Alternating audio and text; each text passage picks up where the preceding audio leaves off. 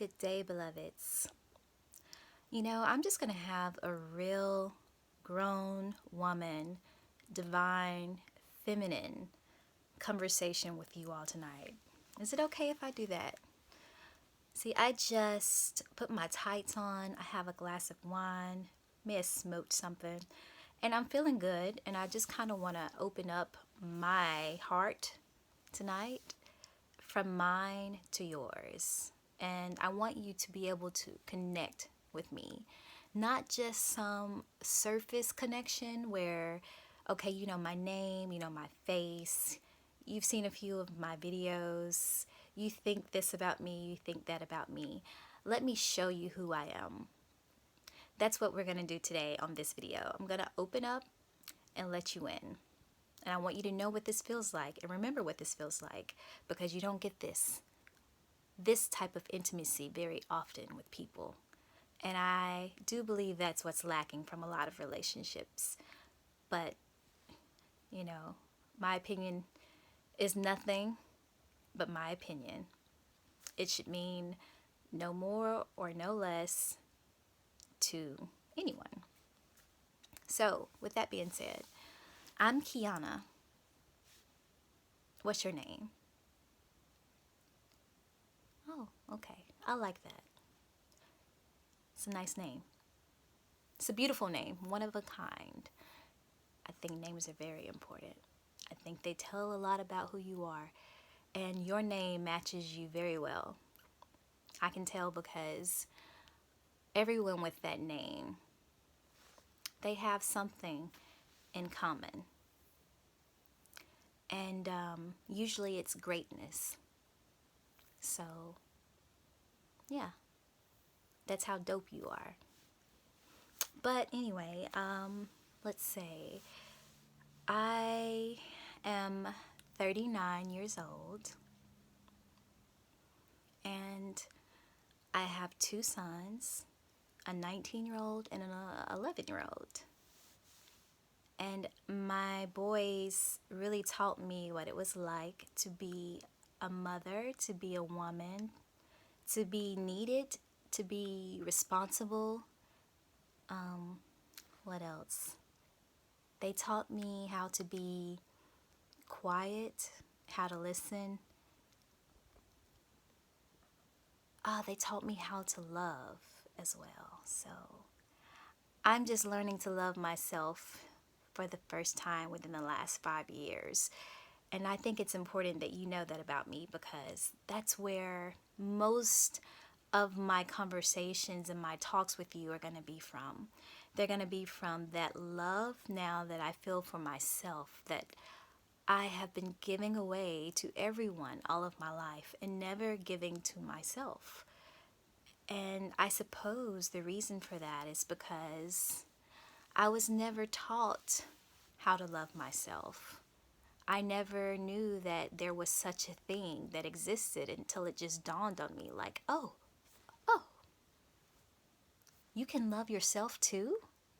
That's not selfish? Wow, what does loving myself feel like? I don't even know what loving myself feels like.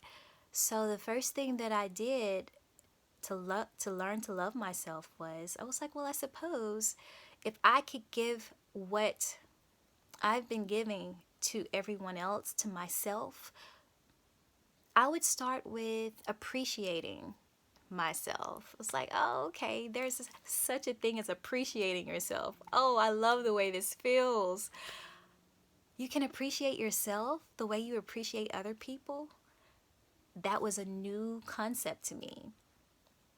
And a lot of people don't really understand this concept, which is why the world is the way that it is now. But I'm sharing this concept with you because maybe you've never experienced it before. I don't know, maybe you have. But if you haven't, it's the one thing we live for and don't know that's what we're living for, is learning to love yourself.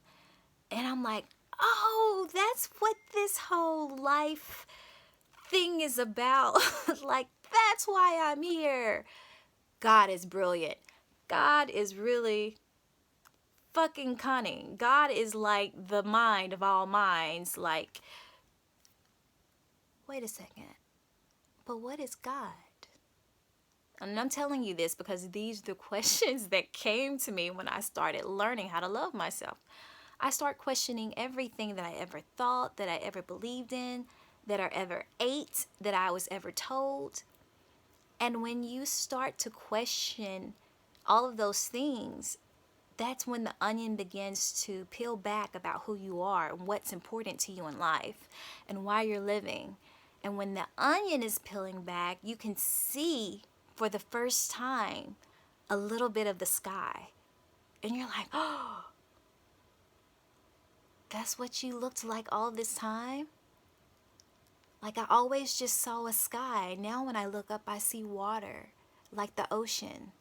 You know, I see that somehow I'm being reflected in that water. And as I'm being reflected, I'm learning how to look at myself. Whoa, that's how people see me? That's how I've been portrayed? Like, oh, I don't know if I like that. Let me change that. Let me fix it. And then you start fixing yourself. And it's like, oh my God, this is what it's like to love yourself. What else can I fix about me that's broken? Broken, what is broken? You know? Damn. Yes, so this is what mushrooms show you. And I hate to drag mushrooms in this way, but it couldn't be more fitting because mushrooms are a catalyst to that type of thinking and to helping you understand the type of love that you're missing out on. So yeah, that was like after your first mushroom experience or DMT or ayahuasca. All of those are like healing plants that our ancestors used to help them see the world without the filter and to see themselves reflected in the world. And then all of the Bible verses start to make sense. All of the ancient texts like the Book of the Dead or the Book of Coming Forth by Day, or the Emerald Tablets, you know, or when you start reading these books that people call mythology, man, their thought process was on such a higher level. Like, it was on a level that makes everything we do today just look so mundane. Like, the thought processes of the people that were writing this book was on some creation type of shit. Like, instead of looking at God as male, why do we look at God as just a male and a white male at that? Like, why is that image in our heads? Who put it there? And then when you start to break down what God really is and understand that it's generation, operation, and destruction, and that we all are gods creating a reality, then you start to slowly, you've already peeled back the layers of the onion, but now you're fucking blooming. Like, now you're blooming. You're becoming, you're growing, you're experiencing what mind really is, because mind is the only thing that separates something real from something not real. And you know who determines whether it's real or not real? You, me. And when we finally understand what reality is, and that reality is this concept of everything we think and believe we are, then you start to say, well, maybe if I change what I believe, then what I believe will change. And another way to put that is when you look at things in a new way, then, no, I'm sorry, I just messed that completely up. Is Dr. Dwayne Dyer's one of his quotes, but I'm sure he got it from some fucking ancient text too, because they all do. Like, these guys are not just brilliant, you know, they are studying the mystery school. They're studying stuff about the earth that's not easily revealed to other people. But anyway, Dr. Dwayne Dyer said, when you change how you look at things, the things you look at change. And when you hear phrases like this and you hear these quotes that make you think, it opens up your mind. It's like, I cannot believe I've been like sitting here all my life thinking that we were going to spelling class in school to learn not just how to spell letters and words, but fucking learn spells. Hello? What type of spells were we learning and were we casting on ourselves?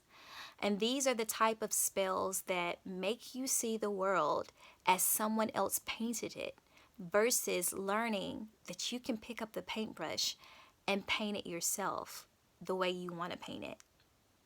This is the same thing that the laws of attraction tried to help people understand, and The Secret, things of those natures that these movies put out. This is the stuff they're trying to help you see, you know. Like you really don't have to you really don't have to follow any laws except the laws of the universe, like has you thinking stuff like this. Like you really don't have to follow codes and ordinances unless you agree to, and you're being upheld by a contract to follow those.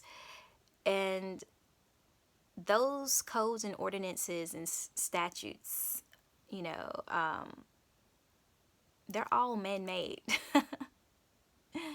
And they're things like you have to have a driving license or a license to drive when it's your birthright to be able to travel. You should not need a license to go somewhere unless you're being watched, unless you're being tracked, unless you belong to someone. Why are you being treated like your property versus a god? Ask yourself that, because if you don't know where you came from before you came to this earth, where your body was, if you think you never existed before you came to this plane, then these are some of the type of things that you need to think about. Because you existed long before you came here. You just don't remember. But what caused you not to remember? Because you can tell that there's so many things about this place that seem too fucking fake and too perfect all at the same time. Yeah, like when you finally learn what living is and you start thinking outside the box, you begin to question what government really means. And when you govern mentality, or you govern someone's mental state, that means that there's a lot of manipulation that's going on to make us think the world is one way when nature is telling us that it's a whole different way. And so you're living in this contradiction all of your life. And that contradiction creates inner conflict because something is telling you that something's just not fucking right around here. And the other part is telling you that, but if I don't do it, I'm gonna get in trouble. But if I don't obey, then I'm gonna be. But who's your master? Who's your master here if it's not you? Thou art not to have another master above me. That means that you should not be listening to anyone else other than the highest mind, your master. No one is your master.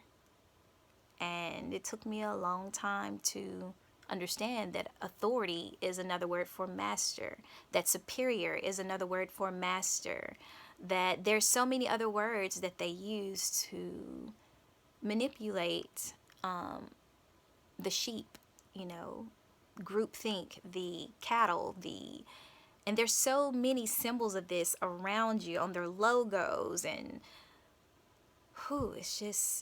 it's unending. But when you start to think about the life that you live and how maybe, just maybe, there's something more to this that feels better, that doesn't feel like suffering, that doesn't feel like, then you start to try to then you start to peel back the mysteries of the universe. And when you peel back the things that allure, is that the word I want to say? That's not the word I'm looking for. When you peel back the things that elude, I think that's the word. Correct me if I'm wrong. But when they elude other people, then a whole new world and set of skills start to come to you. Like, you're hearing, but now you're hearing things that nobody else hears. You know, like, you're hearing thoughts that come into your head that tell you which direction to go, and it's right. And you're like, do I have a fucking cheat sheet built inside of me? You know, like, where is this coming from? Is this my voice? Whose voice is this? And it gets louder and it gets louder. And it's like your spirit finally being able to come to the forefront and guide you and lead you and help you see through things that most people can't see through, and help you see the illusion, you know, through the illusion. And then once you can see through the illusion and you begin to think for yourself, it's like this way is just being made for you to fucking succeed. But in life, of what life is really supposed to be. Because success should be obtaining a higher level of wisdom. But success here is based on money and fame and shit that you can't take with you when you die. You know? Or maybe that's why I'm doing a video one moment, but maybe that's why they, you know, created. Sorry about that.